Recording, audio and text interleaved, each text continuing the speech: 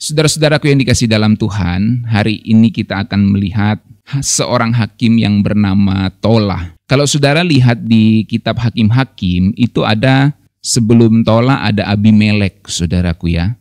Abimelek itu tidak disebut hakim, tapi disebut raja ya. Jadi dia tidak termasuk hakim ya. Jadi setelah Gideon langsung lompat ke Tola yang adalah memang hakim ya. Jadi Abimelek itu tidak masuk kepada hakim. Just in case kalau saudara bertanya ya tentang Abimelek, karena kalau saudara cek di Alkitab habis Gideon itu ada Abimelek ya. Nah, saudaraku, mari kita lihat Tola. Pelajaran dari hakim Tola, setia tanpa sorotan ya. Setia tanpa sorotan. Saudaraku, kisah hakim Tola ini ada di Hakim-Hakim 10 ayat 1 sampai 2. Hanya 2 ayat, saudaraku ya.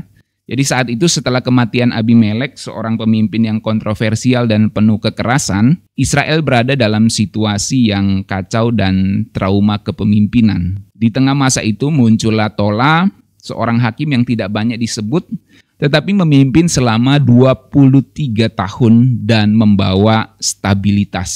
Menarik saudara ya, 23 tahun membawa stabilitas. Nama Tola itu sendiri berarti ulat merah atau cacing merah. Jadi nama Tola itu artinya ulat merah atau cacing merah, saudaraku ya. Jadi dia bukan nama yang terkesan hebat. Ya. Orang dari arti namanya sendiri bisa ketawa gitu ya. Ulat merah atau cacing merah ya. Jadi kelihatan gak hebat dari namanya. Tapi Tuhan pakai dia untuk menyelamatkan Israel dari kehancuran moral dan sosial yang ditinggalkan oleh penguasa sebelumnya. Tola tinggal di Syamir di pegunungan Efraim, sebuah daerah tinggi, dan artinya dia memimpin dari tempat yang strategis dan simbolik, saudaraku. Tempat perlindungan dan pengawasan. Tola adalah anak Pua, cucu Dodo, ya bukan Ronaldo, ya. Nama-nama yang juga tidak terkenal, saudaraku, dalam Alkitab, ya. Dodo gitu ya. Anaknya Pua gitu ya, cucunya Dodo, kakeknya namanya Dodo, bapaknya namanya Pua gitu ya. Ronaldo dan siapa ini? Itu nama-nama juga yang tidak terkenal saat itu, saudaraku. Dia dari suku Isakar, suku pekerja keras dan bukan suku dominan seperti Yehuda atau Efraim ya. Jadi suku Isakar itu suku pekerja keras tapi bukan suku yang dominan. Biasanya yang dominan itu kan Yehuda gitu, saudara ya. Jadi dia nggak dominan ya. Dari suku yang jarang disebut gitu ya, Isakar. Dia tidak mencetak kemenangan militer besar, saudaraku, tapi ia memimpin dengan damai dan membawa stabilitas selama 23 tahun. Hidupnya tidak dramatis, ya, dia nggak dramatis sedrama Korea gitu ya, tapi dia sangat berdampak, ya, dan ia bangkit untuk menyelamatkan Israel saat itu. Nah, saudaraku, banyak dari kita ingin seperti Daud, ya, yang disorot, mengalahkan Goliat, seperti Gideon yang mengalahkan 300 orang, tapi tidak seperti Tola. Banyak kita nggak mau seperti Tola ya. Tola ini kalau bahasa zaman sekarang dia bukan tipe pemimpin yang viral, ya, bukan tipe pemimpin yang viral, yang jadi sorotan media, ya.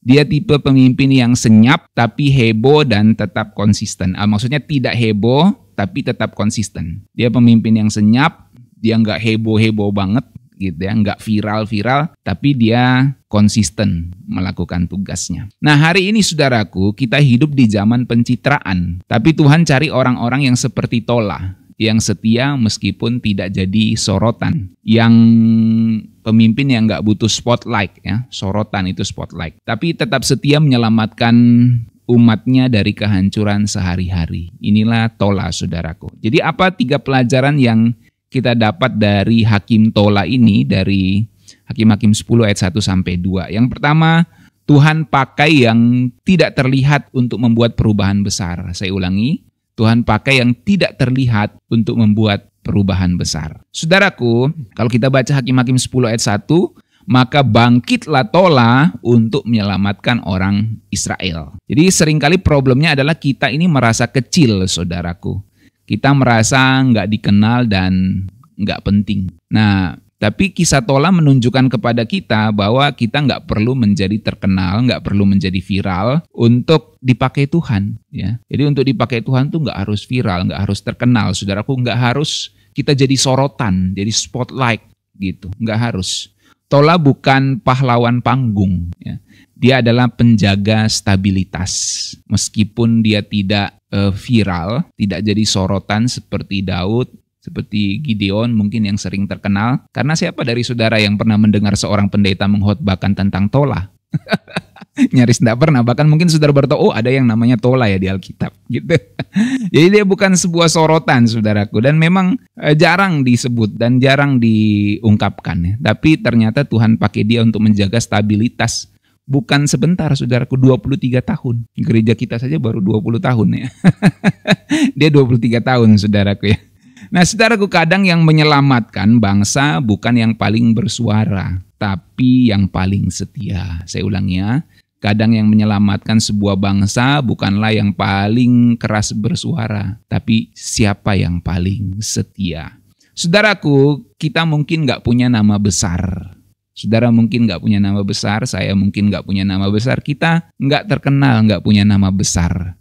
Tetapi kita bisa punya dampak besar meskipun tidak menjadi sorotan. Itu yang pertama. Yang kedua saudaraku, ketenangan adalah kepemimpinan yang sehat. Ketenangan adalah kepemimpinan yang sehat. Saudaraku, saya ulangi ya, ketenangan adalah tanda kepemimpinan yang sehat. Jadi kalau tidak tenang itu tanda kepemimpinan yang tidak sehat. Ketenangan itu tanda kepemimpinan yang sehat. Saudaraku, problemnya adalah dunia ini mengukur kepemimpinan dari aksi heboh dan drama-drama besar gitu ya. Bukan dari stabilitasnya. Tola memimpin dengan stabilitas, dengan ketenangan selama 23 tahun. Tidak ada perang besar, tidak ada konflik besar saudaraku. Tentu konflik selalu ada, tapi tidak ada konflik yang besar. Jadi itu bukan kelemahan, tapi dari hasil kepemimpinan yang bijak saudaraku. Jadi damai itu bukan tanda kelemahan.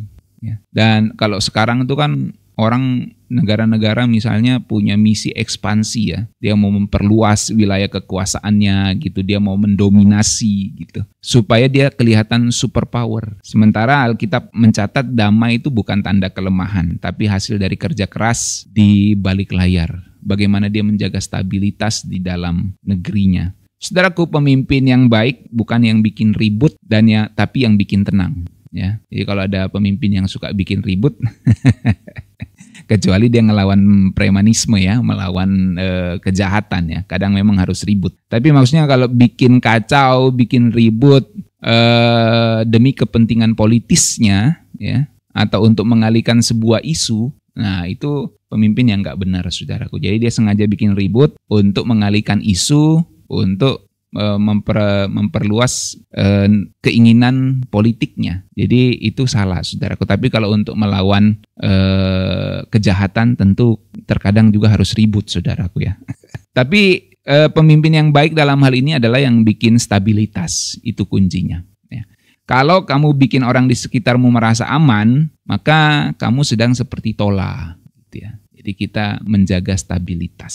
Dan yang ketiga saudaraku, kesetiaan sehari-hari lebih kuat dari prestasi sesaat. Saudaraku, Tola itu menjadi hakim orang Israel selama 23 tahun. Lama saudaraku. Jadi seringkali kita ini terlalu sering ingin mencapai pencapaian yang instan. Ya, kita nggak mau konsisten setia selama bertahun-tahun. Tola menjaga kedamaian selama 23 tahun saudaraku. Itu bukan sesuatu yang instan, itu lama saudaraku. Jadi kita jangan tergoda untuk mencapai sesuatu secara instan. Artinya nggak sabar untuk mendapatkan sesuatu yang perlu kita capai saudaraku. Tola nggak butuh momen spektakuler untuk bilang berhasil. Ya. Keberhasilannya adalah konsistensinya selama 23 tahun di dalam memimpin. Nah saudaraku, dari sini kita belajar bahwa Tuhan itu menghargai kesetiaan jangka panjang daripada performa sesaat. Jadi Tuhan tuh melihat kesetiaan kita jangka panjang daripada performa sesaat, viral, terkenal gitu ya. Tuhan nggak lihat itu saudaraku. Dunia algoritma melihat performa sesaat. Ya. Jadi sistem dunia ini sudah didesain dengan algoritmanya untuk kamu menjadi viral sesaat dan membuat orang senang. Itu instan saudaraku. Tetapi Tuhan menghargai kesetiaan dalam jangka panjang. Jadi pada akhirnya penilaian Tuhan yang terpenting, saudaraku. Jadi bukan seberapa keras kita bersinar atau jadi sorotan, tapi seberapa lama kita menyala. Ya. Bukan seberapa kuat kita bersinar, tapi seberapa lama kita menyala. Jangan sampai kita kuat bersinar, lalu berapa hari kemudian lowbat gitu ya. Tapi seberapa lama konsisten kita menyala terus-menerus untuk menerangi dunia ini, saudaraku. Itu yang penting. Daripada tiba-tiba terkenal, viral terus bersinar, tau-taunya redup nanti. Lebih baik kita menyala lama dan konsisten. Itu yang Tuhan mau. Kesetiaan kita hari ini meskipun kecil sedang membangun sejarah. Sama seperti Tola. Ya. Dia setia walaupun tidak jadi sorotan. Dan itu buktinya sampai sekarang dia jarang jadi bahan khotbah kan. Coba saudara cari, adakah pendeta yang mengkhotbahkan Tola gitu ya? Saya kira nyaris, kalaupun ada 1-2 saja mungkin, saudaraku ya. Jarang itu disebut si Tola ini, saudaraku ya. Apalagi arti namanya adalah cacing merah gitu ya, ulat merah. Apa yang bisa dipelajari dari si ulat merah ini, saudaraku ya? Nah, tapi luar biasa Tuhan pakai dia ya.